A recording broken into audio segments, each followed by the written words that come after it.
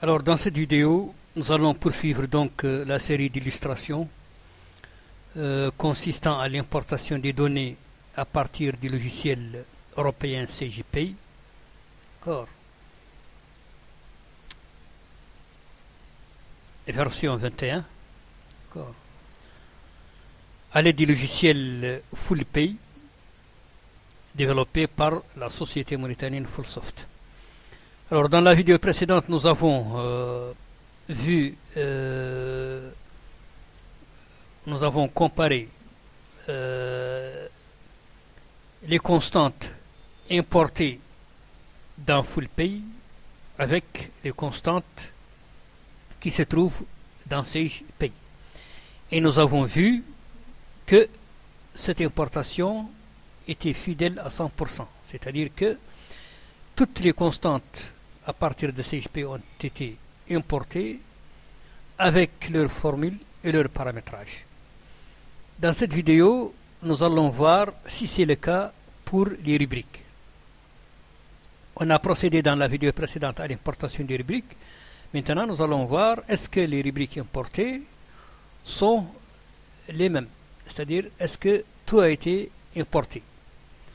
Alors, pour cela, nous allons donc comparer les deux listes. Donc, au niveau de CJPay, pour avoir accédé aux rubriques, on clique donc sur rubriques.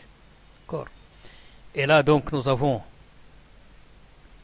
la liste de toutes les rubriques enregistrées. D'accord. Alors, au niveau de FullPay, on clique sur environnement de la paye, ensuite sur rubrique de la paye. Et là, nous avons donc l'écran de gestion des rubriques. D'accord. Bon, bien sûr, nous avons la liste des rubriques qui est affichée, d'accord, intégrée à la fenêtre, c'est-à-dire il suffit de sélectionner une rubrique pour avoir sa description et donc avoir la possibilité de la gérer. D'accord. Bon. Mais on peut également demander un listage séparé des rubriques en cliquant sur ce bouton. Donc là, nous avons une liste séparée qu'on pourra donc mettre côte à côte avec la liste des rubriques contenues dans SagePay. Donc ici, nous allons, comme on a fait pour les constantes, nous allons aussi voir est-ce que toutes les rubriques ont été récupérées ou pas. Donc nous avons première rubrique ici, code 1, catégorie égale cadre, type brut, d'accord. Code 1, catégorie égale 4, type brut. 2 heures travaillées cadre, type brut. 2 heures travaillées cadre, type brut. 3 heures société, type brut. 3 heures société, type brut. 4 date d'implantation en ZFU. 4 dates d'implantation en ZFU. 5 dates de transfert en ZFU. 5 dates de transfert en ZFU. Donc, nous allons défiler la liste jusqu'à la dernière rubrique, 9915. On fait de même ici au niveau de FullPay. Donc, nous avons dernière rubrique, 9915. Voilà. Bon. Rubrique suivante, 9910, saisie sur salaire. 9910, saisie sur salaire. 9909, mise à jour des cumuls. 9909, mise à jour des cumuls. 9900, salaire net avant saisie. 9900, salaire net avant saisie, etc. Donc nous voyons que nous avons la même liste. Alors maintenant, voyons est-ce que le paramétrage a été importé ou pas. D'accord. Alors, pour le paramétrage, nous allons prendre des rubriques consistantes, par exemple la rubrique salaire mensuel. D'accord. Alors, pour accéder à son paramétrage, on double-clique. Et donc là, nous avons son paramétrage dans cette fenêtre. Donc, type brut. D'accord. Ensuite, nous avons ici les éléments constitutifs, c'est-à-dire s'il y a une formule. D'accord. Les associations avec les constantes cumul, etc. Donc là, nous allons donc comparer cela au niveau de full pay. On va voir donc avec full pay la rubrique 10, elle est là. Donc 10 salaire mensuel. Voilà, la sélectionne. Donc on peut fermer cette liste. Donc là, nous avons la rubrique 10 salaire mensuel. Alors, 10 salaires mensuels type brut, bien sûr, sans gain, imprimable sinon nul. Donc, d'accord. Alors, pour les éléments constitutifs, c'est-à-dire la formule s'il y en a, eh bien, montant prix tel quel. Alors, pour full pay, c'est pas la peine de mettre ça dans un volet différent. C'est mis directement au niveau de la fiche principale, identification de la rubrique. Donc, salaire mensuel égale salle base, c'est-à-dire salaire de base, la constante salaire de base. C'est ce qu'il y a ici. D'accord. Donc là, on a seulement le code. Là, on a le code et le libellé. D'accord. Alors, pour les associations maintenant avec les constantes de type cumul, au niveau de CGPI, là, par exemple, pour cette version, nous avons 6 volets pour les associations. Il faut noter donc que pour les associations, dans CGPI, les associations sont figées, c'est-à-dire ne peuvent être faites qu'avec des constantes définies déjà par Sage et fixées une bonne fois pour toutes. D'accord. Ces constantes sont réparties sur plusieurs volets. D'accord. Ça, c'est pour SagePay. Alors, pour FullPay, les associations ne sont pas limitées. Les associations sont en fait mises affichées dans ce tableau-là. D'accord. Dans ce tableau. D'accord. Et elles sont illimitées. Il n'y a pas de limite. D'accord. On peut créer autant d'associations que l'on veut. D'accord. Il suffit tout simplement de cliquer sur une ligne et là, nous avons la liste de toutes les constantes susceptibles d'être associables aux rubriques. D'accord. On sélectionne donc la constante qui doit être associée. Donc, il n'y a pas de limite concernant le nombre d'associations dans FullPay. Par contre, c'est limité dans CGPay. D'autre part, dans CGPay, les codes de ces constantes sont fixés par CGPay. L'utilisateur est obligé de travailler avec ces constantes dont les codes sont figés, définis par CGPay. Ce n'est pas le cas pour FullPay, car le code, la création de la constante reste du ressort de l'utilisateur. C'est l'utilisateur qui crée ces constantes et qui les codifie, leur donne le code qu'il veut et les libellés qu'il veut. D'accord. Donc, il n'y a pas d'astreinte, il n'y a pas de contrainte dans ce cas-là. D'accord. La création donc des constantes qu'on peut associer aux rubriques est tout à fait libre. D'accord. Et ensuite, c'est illimité. Par contre, dans SagePay, c'est limité, le nombre d'associations est limité et les constantes aussi sont fixées et définies par SagePay. L'utilisateur est obligé de suivre cette codification. Bon, maintenant nous allons voir est-ce que les associations ont été récupérées ou pas. Nous voyons ici par exemple qu'il y a une association avec le brut. Brut plus, c'est-à-dire que la rubrique s'ajoute au brut. Eh bien, nous allons venir ici au niveau de FullPay. Nous voyons donc l'association du brut, elle est là. Donc le brut est égal au brut plus le salaire mensuel. C'est ce que ça veut dire. D'accord. Cette association signifie que la rubrique verse dans le brut. Elle est ajoutée au brut. Association suivante dans CGPay, c'est le net imposable. Plus aussi. Ça s'ajoute donc. Le net imposable, il est là. On voit donc que c'est un plus aussi. D'accord. Ensuite, nous avons une association avec assiette de la CSG1. L'assiette de la CSG1, il est là. Un plus aussi. Assiette RDS1 plus. Assiette de la RDS1 plus. Brut congé année en cours plus. Brut congé année en cours plus. Coût total salarial plus. Coût total salarial plus. Pour le premier volet donc. Deuxième volet, est-ce qu'il y a des associations? Oui. Il y a reconstitution nette à payer plus. Reconstitution nette à payer.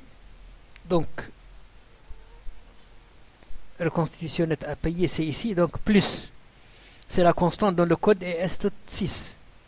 Ensuite, sous-total pour 13e mois plus. Sous-total pour 13e mois plus.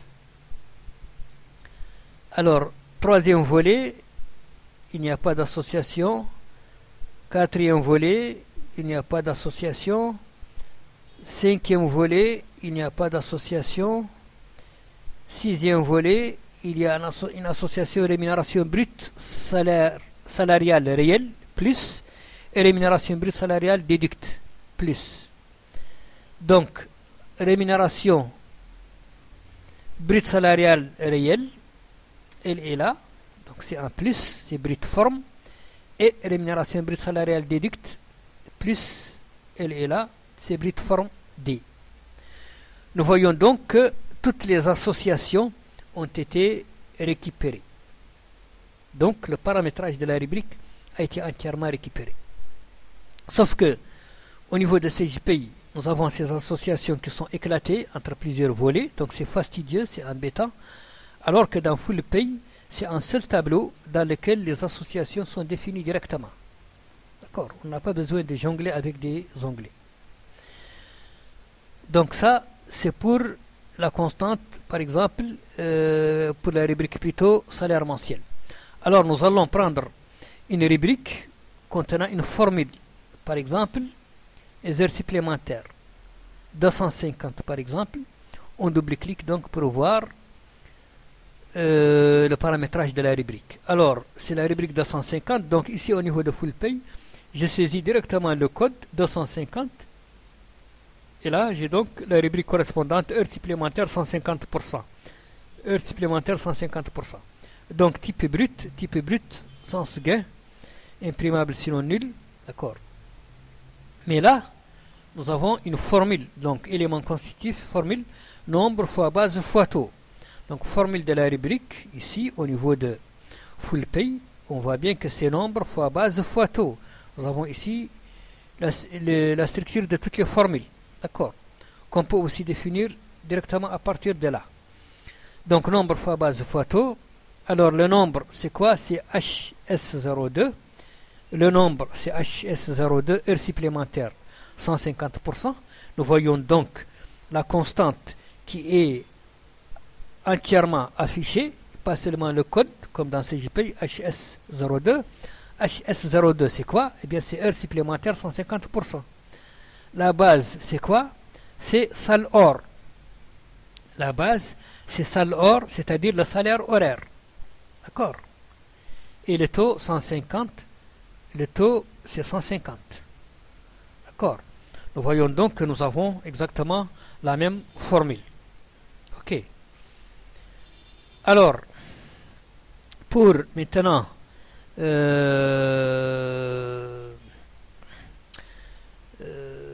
bon, bien sûr, les autres caractéristiques comme impression, etc. Donc, pour le nombre, c'est imprimé, d'accord. Donc, imprimer, etc. Oui. Bon, maintenant, pour les associations, avec donc les constantes cumul, au niveau de FullPay, on revient donc à l'identification de la rubrique, et là, nous avons les associations. Voilà les associations affichées entièrement. Alors, quelles sont les associations pour cette rubrique? 250 heures supplémentaires, 150%. Eh bien, c'est associé au brut, donc ça s'ajoute au brut. Nous l'avons ici aussi. D'accord.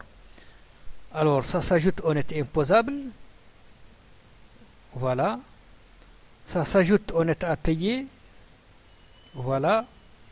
Ça s'ajoute à l'assiette de la CSG1. Voilà. Ça s'ajoute à l'assiette de la RDS1. Voilà. Ça s'ajoute au bris de congé année en cours. Voilà. Et donc c'est fini pour le premier volet. Deuxième volet, il y a une association avec reconstitution nette à payer. Alors reconstitution nette à payer. Alors reconstitution nette à payer, c'est là, c'est S.6. D'accord. Alors, cumul 2, il n'y a pas d'association. Rappel 1, il n'y a pas d'association. Rappel 2, il n'y a pas d'association. Formation, il y a association avec rémunération brute salariale réelle, c'est là. Et association avec rémunération brute salariale déductible, c'est là. Voyons donc que les associations aussi ont été récupérées telles quelles. Nous voyons donc que le paramétrage de la rubrique a été entièrement récupéré. Bien. Alors, maintenant, nous allons prendre une rubrique de type cotisation, par exemple. Cotisation, n'importe laquelle. On prend une, n'importe laquelle, 38,50 par exemple. Voilà. Donc, je viens ici au niveau de full pay, je mets le code 38,50 et voilà donc URSSAF AF supérieur à SMIC. Donc, type cotisation, d'accord. Alors, élément constitutif, eh bien, c'est base fois taux. Donc là, je viens au niveau de la formule de la rubrique. Eh bien, c'est base fois taux. Alors, la base, c'est quoi? C'est ZFU PN EXO. Base, c'est ZFU PN EXO. Cotisation partielle supérieure au SMIC ZFU. Nous voyons donc que nous avons la constante entièrement décrite, pas un code seulement qui traîne ici. D'accord. Le taux, il est de 5,4. Nous avons le taux, un taux patronal bien sûr, de 5,4.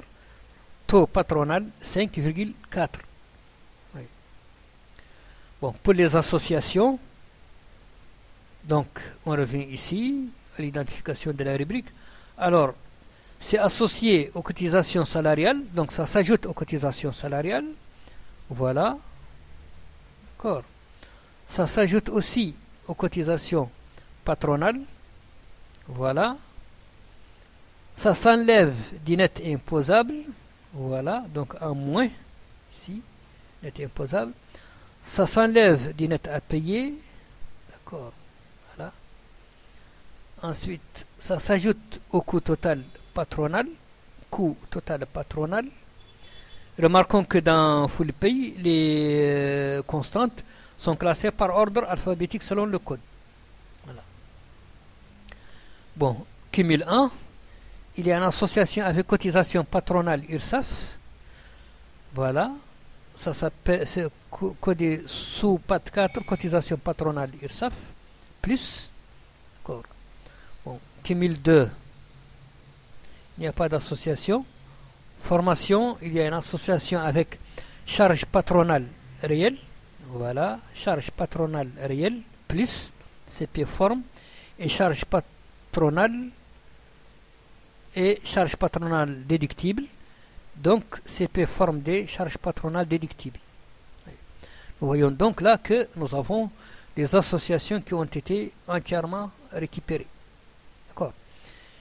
Et bien sûr, on peut continuer.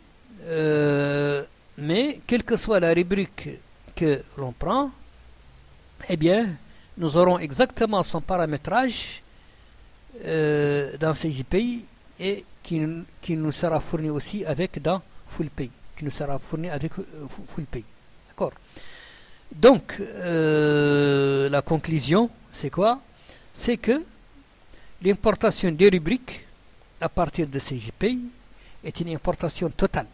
C'est-à-dire que toutes les rubriques, avec leur paramétrage et leur formule, tout est importé. de telle manière que nous avons une copie conforme du paramétrage de la rubrique dans CGPay dans le logiciel FullPay. Avec les avantages qu'on a vus dans FullPay, c'est que le nombre d'associations est illimité, contrairement à CGPay. La codification est libre, alors qu'elle est obligatoire dans CGPay. Donc des codes figés qui sont imposés à l'utilisateur. Ici, la codification est libre. L'utilisateur peut indiquer les codes qui lui conviennent. Il n'y a pas de limite, il n'y a pas de contrainte dans la codification ni dans le nombre d'associations.